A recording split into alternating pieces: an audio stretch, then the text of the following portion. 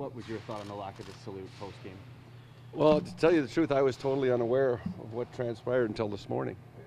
And we did change some things up yesterday, and players made a decision that they were going to do that. And you support your players in these situations, and it kind of overshadows the success of the win we had last night. And that's what we're here to talk about. If you knew about the decision before, would you still have allowed it to go on, or just? I don't participate in the off ice or the after game.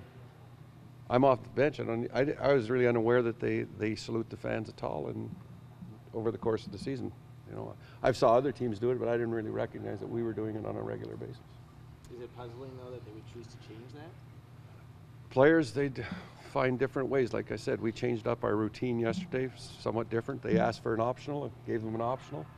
We changed up our pre-game.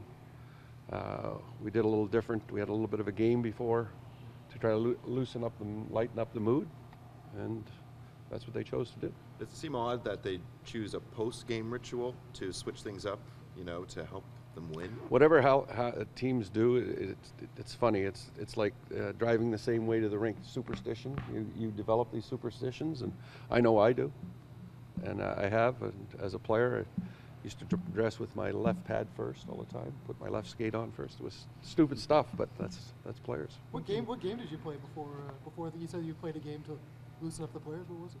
Oh, it was a little game about transferring two balls passed around 5 guys in a circle, and whoever they had to do it twice, and whoever did it the quickest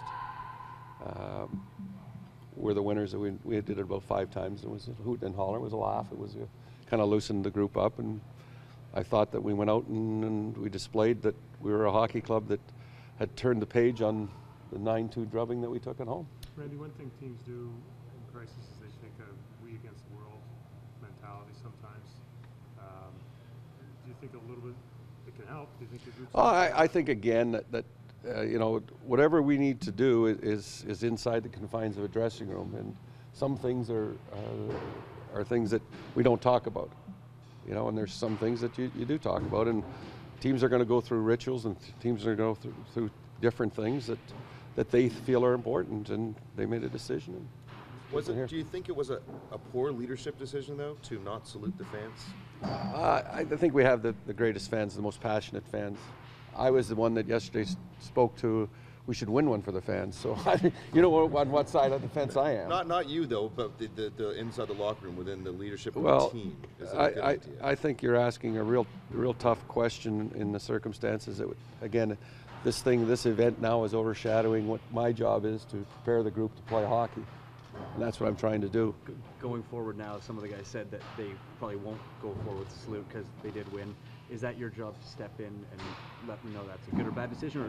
Or I'm entitled to my opinion, and you know what? I transfer my opinion to the players in a lot of different ways. Do you have an opinion on this one?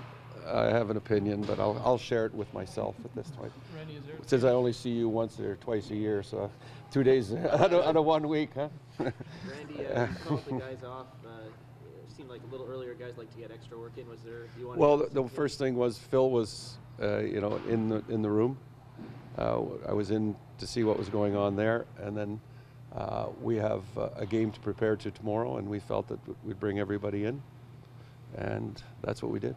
Was there anything to Phil leaving the ice? He fell on a drill, and he developed a little stiff neck, so he was being treated. How's he feeling now? He's complaining. He's got a sore neck.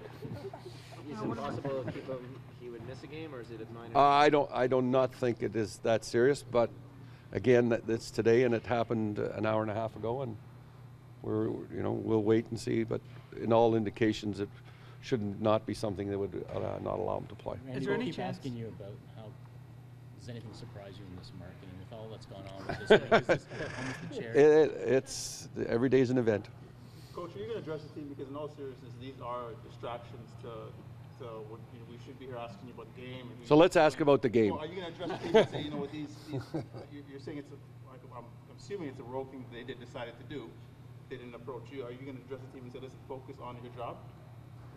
My job is to prepare our group, and we will be in constant contact with our players on what we feel they need to do, and at times they have to take their own responsibility to develop a program that they're comfortable with to prepare.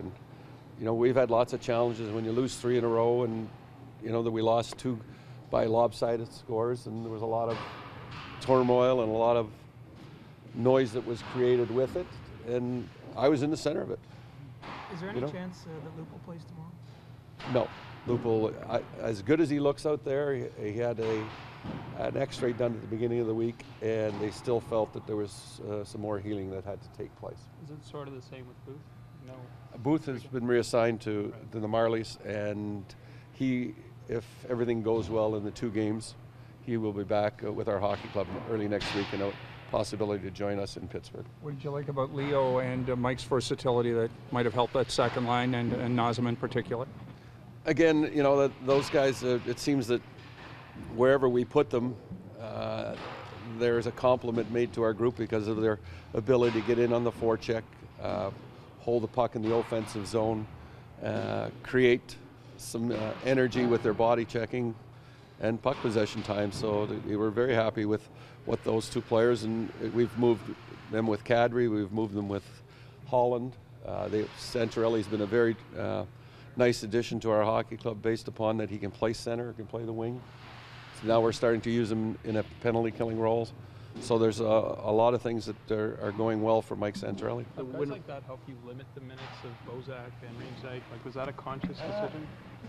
I think what we've tried to do, and we've stated that we were going to try and create 9 forwards, a group of 9 forwards right from the beginning of the year, that we felt that if we could develop some trust in all 9 forwards to maybe expand a little bit more minutes from offensive standpoint, and then power plays, depending on the number of power plays and penalty killing, that would really have the major effect on minutes for your top guys and then your penalty killers. And as you see, I think Winnick had 18 minutes last night. He had more minutes than Phil Kessel. That's because of the killing the penalties, and then with the goalie out, those are when the minutes are driven up for those players. Do you think those guys may have been worn down the second half last year with the Olympics and everything that went along? I think the Olympics might have had an effect on it. I don't really look at it as worn down. I think the top players in the league usually are somewhere around the 20-minute mark, So I think last year we might have had Phil at 21